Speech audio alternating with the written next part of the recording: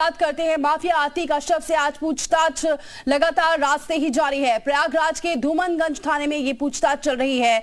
धूमनगंज थाने में ही दर्ज है उमेश पाल मर्डर केस का कल पूरा मामला। कल अतीक अशरफ को ये बताया जा रहा आज पुलिस लाइन लाया जाएगा। प्रयागराज पुलिस अतीक अशरफ को 4 दिन की रिमांड पर लिया हुआ है। पुलिस ने रात भर से पूछताछ चल रही है और बताया जा रहा है कि आज पुलिस लाइन में लेकर लाया जाएगा दोनों ही ब्रदर्स को। तो प्रयागराज के धूमनगंज थाने में ये केस भी दर्ज है। उमेश पाल हत्याकांड का पूरा जो केस है वो इसी थाने में दर्ज है और आज पुलिस लाइन लाया जाएगा दोनों ही माफिया ब्रदर्स को। लेकिन लगातार 4 दिन की जो रिमांड मिली है इसमें पूछताछ जारी है।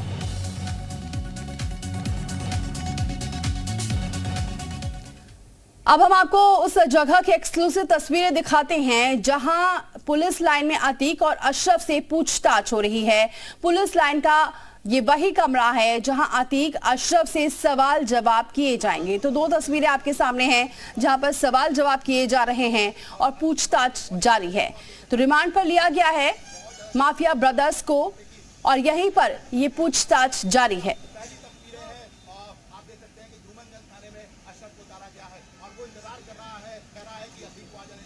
और जयपाल हमारे साथ सीधे जुड़ चुके हैं धूमनगंज थाने से। जयपाल, फिलहाल क्या अपडेट है? क्या लगातार ये पूछताछ जारी है और क्या कुछ हलचल देखने को मिली है रात भर? बिल्कुल दीपाली, आपको दिखाते हैं प्रयागराज के धूमनगंज का वो इलाका। आज की सुबह कुछ खास है और आज खास इसलिए भी है क्योंकि आज अतीक के बेटे के एनकाउंटर के बाद ये पहली सुबह है जब अतीक और उसका भाई अशरफ इसी धूमनगंज के कोतवाली थाने में एक लॉकअप में है और अब उनसे जो है वो पूछताछ चल रही है।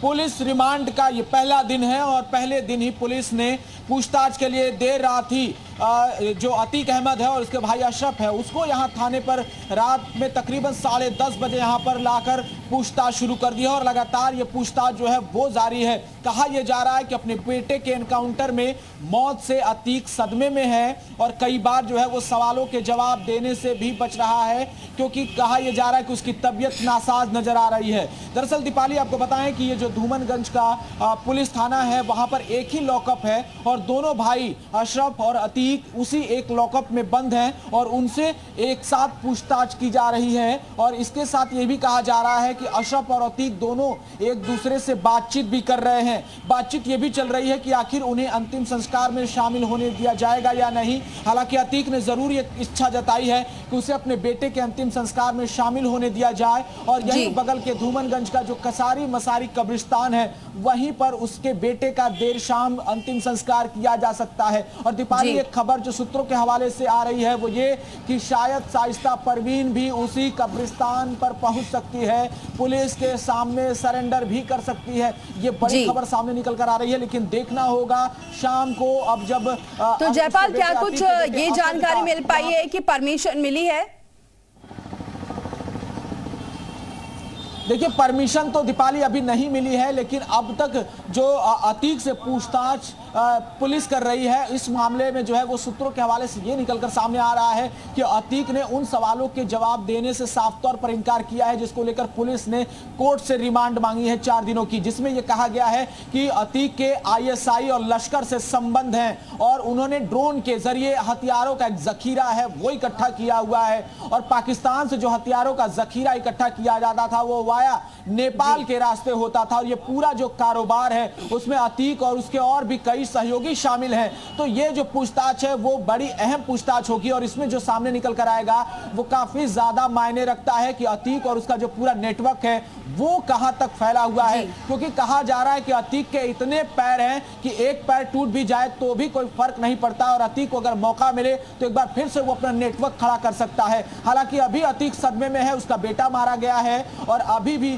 जो है अतीक से पूछताछ यहाँ पर जारी है। ये वही थाना है जहाँ पर अतीक को देर रात रखा गया है और अभी इससे काफी देर तक और पूछताछ करने की जो उम्मीद है वो जताई जा रही है। इसके बाद उसे पुलिस लाइन ले जाया जाएगा जहाँ पर एक बार फिर से पुलिस की जो टीम है वो उस अतीक से पूछताछ करेगी और कहा जा रहा है कि अतीक से पूछताछ में वो सारे राज उगलवाए जाएंगे। उन स्पॉट पर भी पुलिस उसको लेके जा सकती है जहां जहां पर उन घटनाओं का जिक्र है और कहा यह जा रहा है कि जो उमेश पाल का हत्याकांड हुआ था जिसमें कुल 9 लोगों को आरोपी बनाया गया है, उसमें 4 लोगों का तो एनकाउंटर पुलिस ने कर दिया है, लेकिन बाकी जो लोग हैं उनको जिसमें गुड्डू मुस्लिम भी फरार चल रहा है उसका पता लगाने के लिए भी अतीक से और उसके भाई अशरफ से पूछताछ की जा सकती है।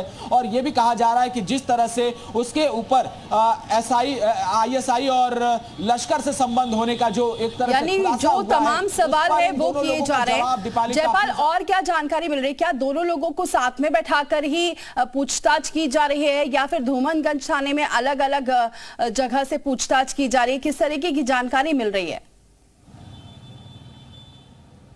बिल्कुल दीपाली, आपको बताएं, देखिए ये वो जगह है धूमनगंज का, कोतवाली थाने का, उसमें एक ही लॉकअप है और लॉकअप एक ही है तो इसका मतलब ये है कि जो अतीक अहमद है और उसका भाई अशरफ है वो उसी एक लॉकअप में एक साथ दोनों को रखा गया है। यानी दोनों एक दूसरे से बातचीत कर सकते हैं, दोनों एक दूसरे से अपने दुख सुख साझा कर सकते हैं और दोनों से जो सवाल जवाब है वो एक साथ आमने सामने बैठाकर पुलिस कर सकती है, क्योंकि ये बहुत हद तक मायने रखता है कि अगर दोनों भाई एक साथ हैं तो जो गोलमोल जवाब देने की स्थिति है वो नहीं हो पाएगी। यानी दोनों से जब एक ही तरह के सवाल किए जाएंगे और दोनों के जवाब जो है वो पुलिस जब सुनेगी तो जब बयान रिकॉर्ड किए जाएंगे तो ये देखना होगा कि क्या दोनों भाई के जवाब जो है वो अलग अलग हैं या एक ही तरह के हैं। तो दोनों को एक साथ ही बिठाएगा क्योंकि थाने में उस तरह से व्यवस्था नहीं है, लॉकअप जो है एक ही है, तो जाहिर तौर पर दोनों को एक साथ बिठाया गया है और दोनों से एक साथ जो है वो पूछताछ की जा रही है। इसके बाद जो पूछताछ का अगला राउंड होगा वो पुलिस लाइन होगा और पुलिस वहां से उसे पुलिस लाइन लेकर जाएगी जहां पर एक विशेष तौर पर एक सेल बनाई गई है, वहां से उसकी पूछताछ होगी और उसके बाद जो आगे की प्रक्रिया है वो शुरू की जाएगी। लेकिन तब तक ये देखना होगा कि जो उसके बेटे असद के अंतिम संस्कार की प्रक्रिया है वो शुरू हो जाएगी और देर शाम उसके शव यहां पहुंचने की संभावना जताई जा रही है। तो क्या अतीक को कोर्ट से परमिशन लेकर उसे उस अंतिम संस्कार में शामिल होने दिया जाएगा? दीपाली, बिल्कुल ये देखने वाली बात होगी। बने रहिए जयपाल, लगातार आपसे और भी अपडेट लेंगे। शुक्रिया फिलहाल ये जानकारी हम तक पहुंचाने के लिए। तो ये बता